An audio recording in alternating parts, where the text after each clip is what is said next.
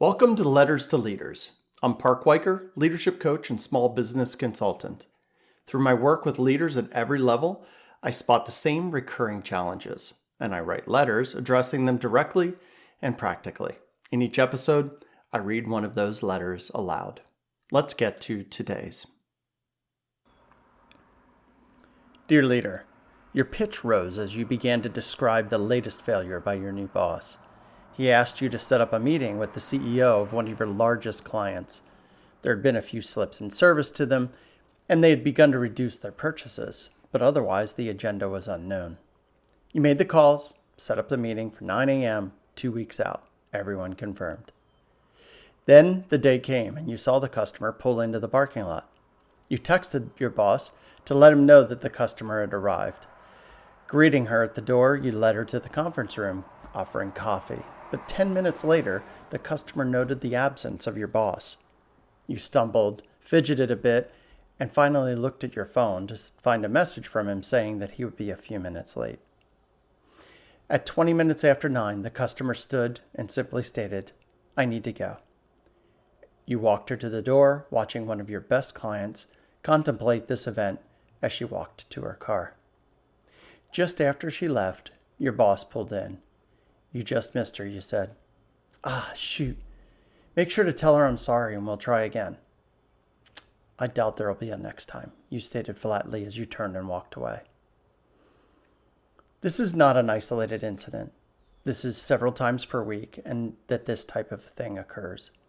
You thought this incident would wake him up, make him realize how disrespectful he'd been.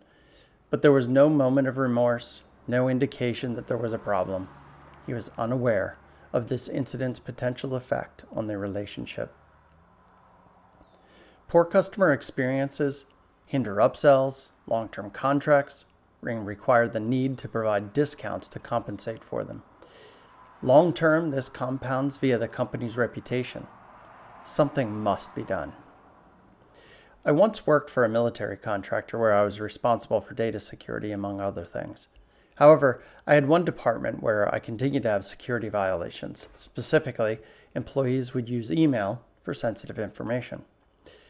I addressed the individual incidents, and in those one-on-ones, it became clear that the department head was instructing his people to ignore the security requirements. What I did was address the department head directly, prepared to escalate as necessary. The reason his behavior became part of my responsibility is because it was affecting elements in my scope of responsibility. And this is what we need to first clarify for you, so that you can answer the question, how much effort is appropriate? So let's think about your scope. This is not your company, and its direction, vision, and purpose are out of scope. In fact, think for a moment about all the things about this company that are not your responsibility. Actually, most of it. Now, think about what is your responsibility. Grab a piece of paper and jot down a list. Here are a few elements to kick you off.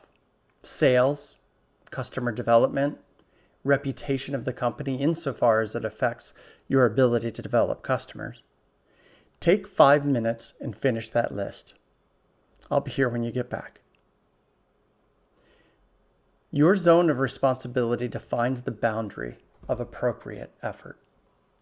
That boundary, clearly defined, can relieve you of the feeling of responsibility in the areas where you are not. But conversely, it will bolster your resolve to address those areas within that boundary with confidence and authority. This is the basis of your moral authority to address the harmful behaviors of the boss directly. This is ownership. Park Weicker. P.S. It is not only for what we do that we are held responsible, but also for what we do not do. Molière.